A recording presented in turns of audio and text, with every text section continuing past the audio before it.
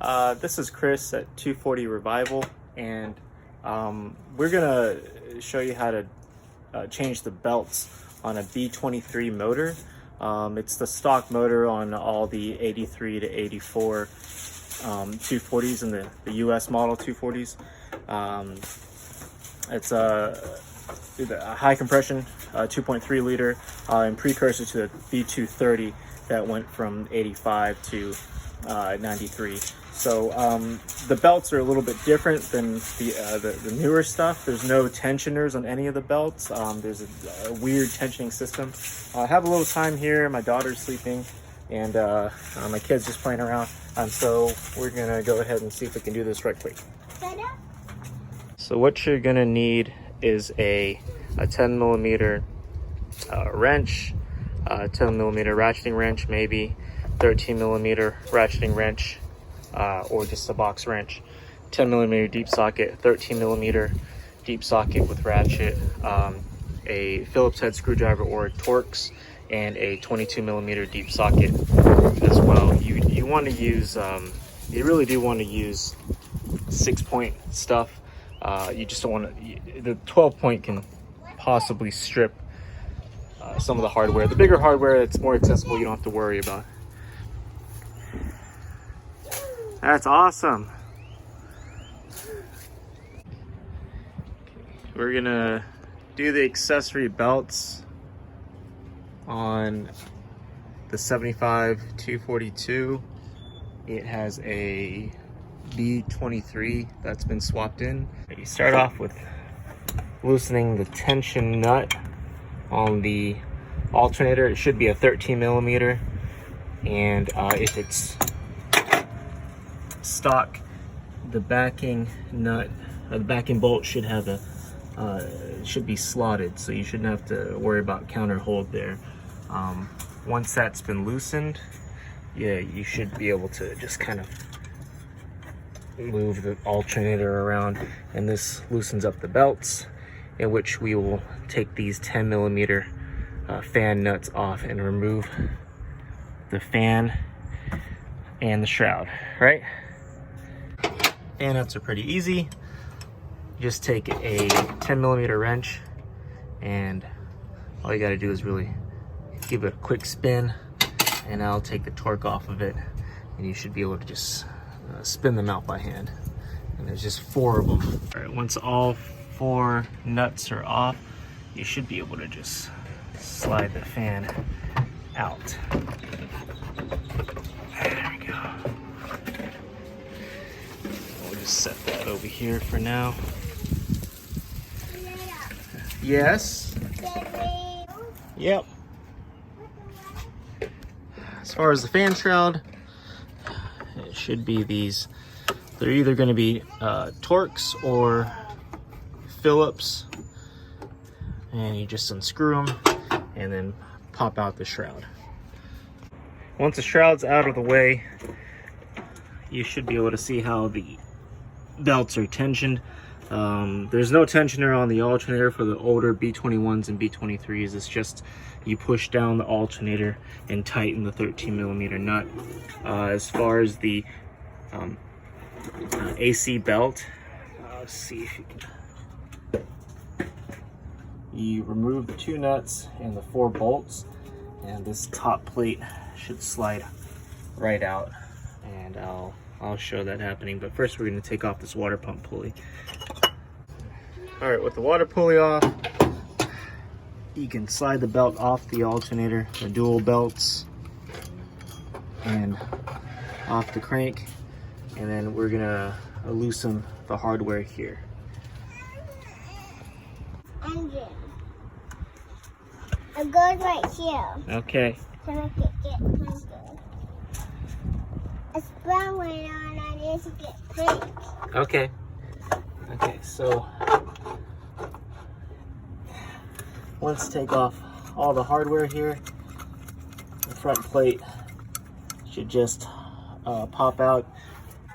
You shouldn't have to counter hold it. You can with the I think it's a 22 millimeter bolt, but a deep socket 10 millimeter, and if you just give it a quick little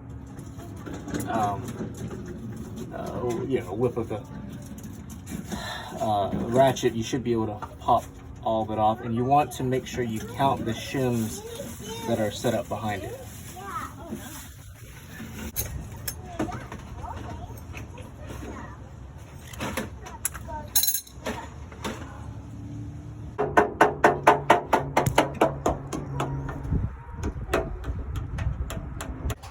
So for the Saginaw power steering pumps, again, there's no threaded tensioners.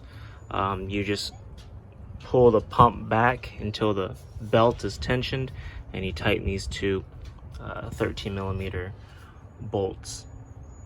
And once you do that, that'll complete removal of all 4 accessory belts, alternator, AC, and power steering. When you're loosening this back power steering bolt, you don't want it to you want to be careful, because you don't want the bolt to suddenly break and then your wrench goes and shatters your distributor cap. You just got to keep an eye on that.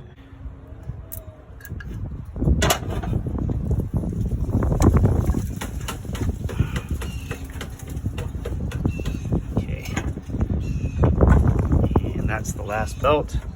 So now the B23 is beltless, and we're going to go ahead and size up the new belts and make sure everything goes in its right place.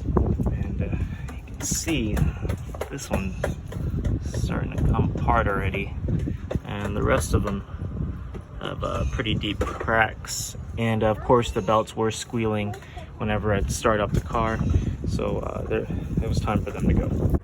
So I have the replacement belts here. I just have a variety of them. Mainly I went with Gates, but for this one they didn't have it, so I just went with whatever. And you do want to size them up and make sure that they match. And the parts store didn't give you the wrong belt. But yeah, I've sized up all 3 of them. They all match the original belts, and we're gonna go ahead and throw them in. So we just do it in reverse now. First is going to be the AC to the power steering belt. Get that routed correctly. I guess I can start at the top. Yeah, kiddo.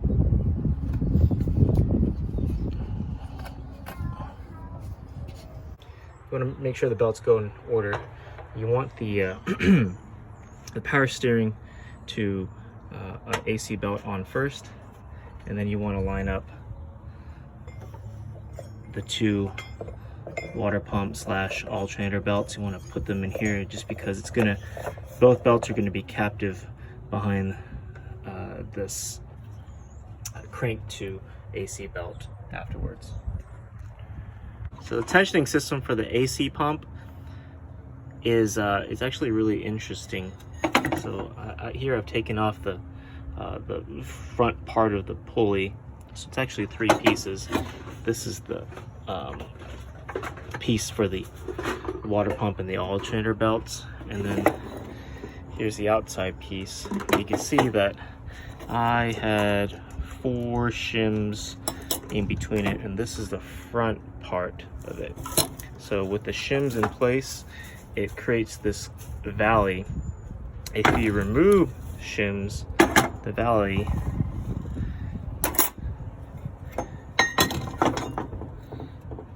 it tightens up a little. You remove all the shims,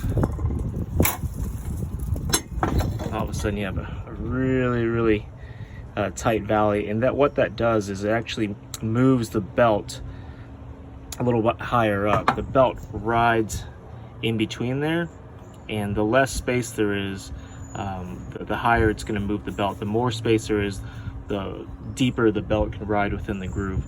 So you just want to kind of keep track of how many shims are in there. I had 4. I think that seemed good enough.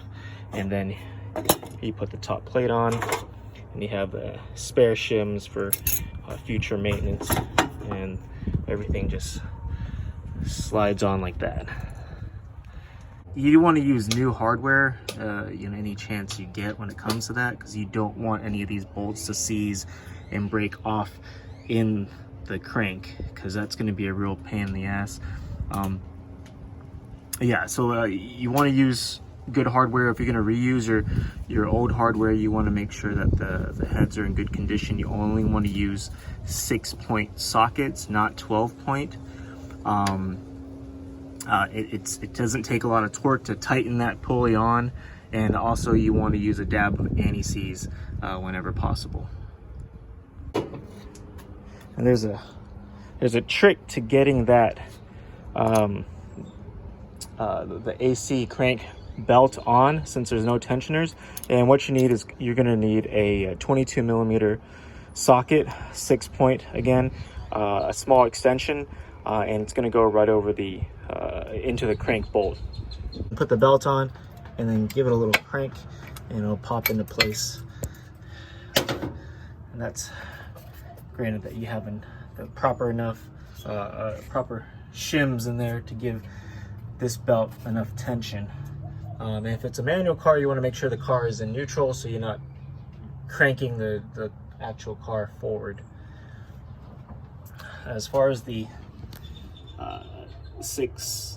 10 millimeter pieces of hardware, I'm sure there's a torque spec to it, but I'm not sure what it is. You just don't want it too tight. I think a little, like the oil filter theory is probably good enough. Crank it until it stops and then give it a little bit more, like a quarter of a turn. You really do not want any of this hardware to snap off in the crank, and that would be really crappy. So we have that belt on. We just have to tension the power steering and then put on the water pump stuff. All right, once you got the water pump pulley on, you want to make sure it's bottomed out. You don't want it to be like tweaked or anything. You want it to be flat against the actual water pump surface. And double check all of your belts, make sure they're within the grooves, especially this guy down here. You want to make sure it's in the grooves of the crank, grooves of the alternator, grooves of the water pump pulley. And then we can slip the fan shroud and the fan back on. Whoa, that was awesome.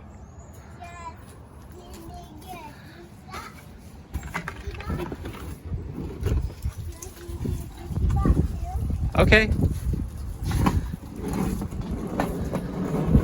All right, so the shroud, you want to make sure that these tabs are facing the bottom. They reside in the bottom lip of the radiator. To get it back in, you just gonna have to move these belts out of the way. I'm sorry, the hoses, the radiator hoses, and the coolant reservoir hose as well. Just kind of gently move it out of the way. Once the shroud is in place, you can slip the fan between the shroud and the radiator. Kind of goes in through here. Just line up the studs and then tighten it up from the back side. Hi. You're working on your car, right? That's right. Okay. When you have the shroud reattached, it makes things a little bit easier from the back. You put the fan on, and then you just want to make sure that it fits snug up against the water pump pulley and within the water pump stud, the center stud. You do not want like a gap like this, because then everything will just kind of go all cockeyed. So you want to make sure everything lines up straight, and then you can put the 4 10 millimeter nuts back on.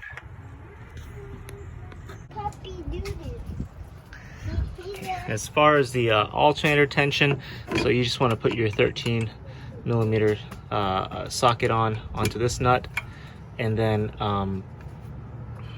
you put downward pressure on the actual alternator, and that tenses up your two belts.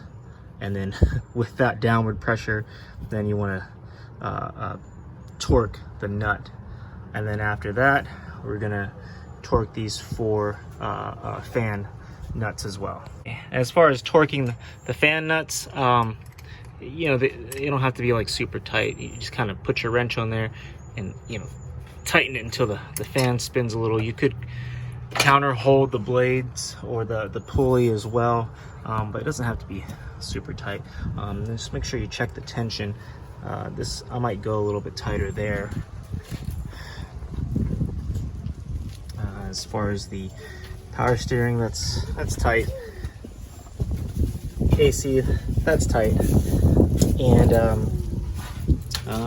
that should be it. And that's all 4 accessory belts on the B23 motor. Okay, well, let's start it up and see if everything's good.